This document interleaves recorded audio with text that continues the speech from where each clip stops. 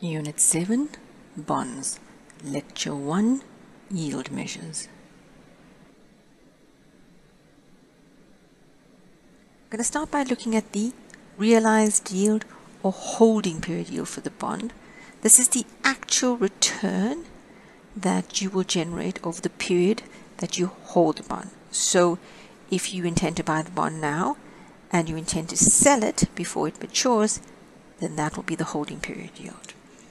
Now, the holding period yield is the price at which you sell the bond for, plus any income that you generate over the period that you hold the bond, less the price at which you buy the bond, all over the price at which you buy the bond. Now, we're going to look in some detail at how to calculate a bond's holding period yield, and it's a little bit more complicated than it would be for other assets. Now, in this example, you're looking at a 30-year, 7% annual coupon bond whose current yield to maturity is 6.9%. Now you're going to hold this bond for 5 years. During that time you're going to reinvest the coupons at 6.75%. This is different from the 6.9%. And at the end of 5 years you sell the bond, and when you sell the bond the yield to maturity at that time is 6.35%. We're now going to calculate the holding period yield. Now this diagram very nicely summarizes the main calculations that you have to do. So essentially what you're going to do is you're going to have to first work out the price at which you originally bought the bond. Then you're going to have to work out the price at which you sell the bond after 5 years, and you're going to have to work out the value of the reinvested coupons. So calculation 1 looks at the price at which you bought the bond. Calculation 2 looks at how much you generated by reinvesting the coupons, and calculation 3 looks at the price of the bond for which you sell it after 5 years. Since we were given no nominal values for this asset, we've assumed a nominal value of 100 Rand. 7% coupon would mean a 7 Rand coupon every year for 30 years. So using our financial calculator, our N is going to be 30. We know that our yield is 6.9.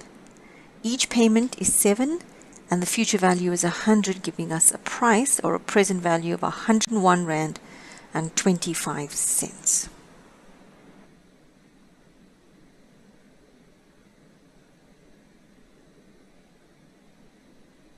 In this calculation, we're looking at how much we generate by reinvesting the coupons we receive for the first 5 years.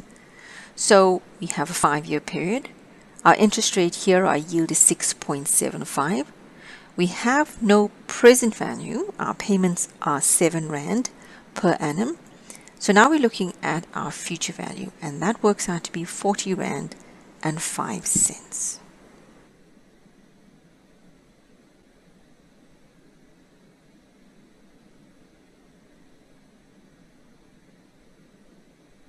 Finally, we're going to calculate the sale price of our bond after 5 years. And we know that we now have 25 coupon payments outstanding. The yield at this point is 6.35.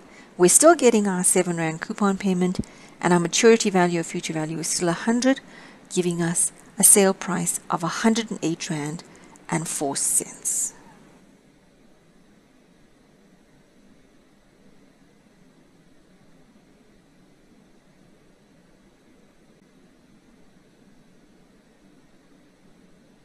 So to calculate our final holding period yield or realized yield, we look at our sale proceeds of 108 Rand and 4 cents, to which we add our reinvested income of 40 Rand and 5 cents, giving us a total of 148 Rand and 9 cents. We divide this by our purchase price of 101 Rand and 25 cents. This is a 5-year holding period return because that is how long we held the asset for. To annualize it, we take the fifth root, we subtract 1, and we end up with an annualized holding period yield or return of 7.9%. I'm going to move now to looking at some of the more traditional yields for bonds. We have the current yield, which measures the income return on a bond, the yield to maturity, which measures the return on the bond if it is held to maturity, Under the assumption that all coupons are reinvested at the yield to maturity, there is the yield to call. This is the yield on a callable bond, that is a bond that can be repaid or called by the issuer before maturity. This will usually happen when interest rates are decreasing. We also have the yield to worst. This is the lowest potential yield that can be realized on a bond without the issuer actually defaulting. An option adjusted yield is the yield to maturity after adding the theoretical value of the call option to the price or deducting the theoretical value of the put option from the price. There is the effective annual yield, and there's the bond equivalent yield.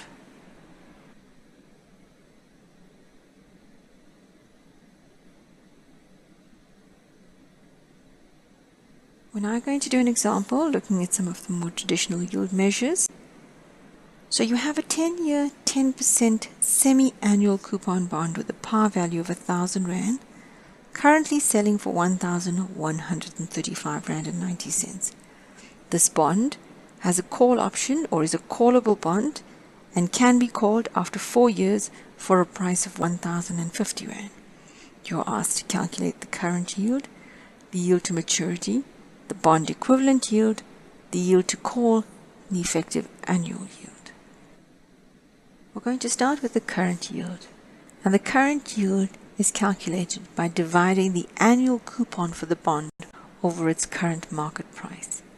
In this case, it's the 10% coupon on 1,000 Rand par value divided by the current price of 1,135 Rand and 90 cents, and you end up with an 8.804% current yield. So currently you are generating a return, an income return of 8.8%. I'm going to now calculate the yield to maturity. Using our financial calculator, we're going to start by setting P/Y, payments per year, to 2. This means that N, which is the total number of periods, is actually going to be 20. Present value or price is minus 1,135.90. The payment, which is the coupon payment per period, is 50. The future value or maturity value or face value, as it is 1,000, leading to a yield, a semi-annual yield of 4% and an annual yield of 8%. This is a nominal yield, so this is the nominal yield to maturity, and as it turns out, it's also equal to the bond equivalent yield. I'm going to now calculate the yield to call. You'll notice that the calculation on the financial calculator is the same as for yield to maturity. The difference lies in the price and the term. So because the bond will be called by the end of year 4, when the bond is redeemed at the end of year 4, it terminates. So the N will be 4 times 2 or 8 payment periods. The price is also different. The price of the bond, if it's held to maturity, currently is 1,135, but when it's being called, it's 1,050. Payment is still 50, and FV is 1,000, which is the face value or nominal value or par value, which leads to a yield of 4.25 for the 6-month period or 8.5% for the year. Now I'm going to calculate the effective annual yield, and you can use either the formula or your financial calculator. Both methods are listed below, and the nominal yield that you will use will be your nominal yield to maturity or the bond equivalent yield, and you should end up with 8.16%.